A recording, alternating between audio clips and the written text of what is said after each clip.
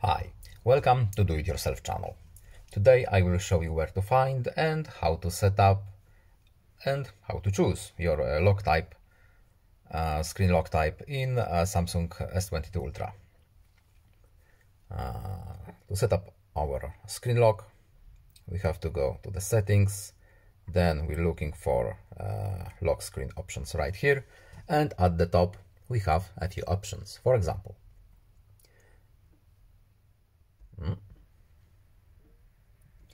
PIN, numbers only, password, numbers and letters,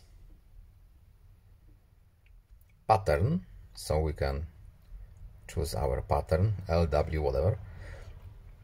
We can use swipe to just swipe the screen, or none. And here you go. I hope this video was helpful to you. Please leave a like and subscribe. Have a nice day and see you in the next video. Goodbye.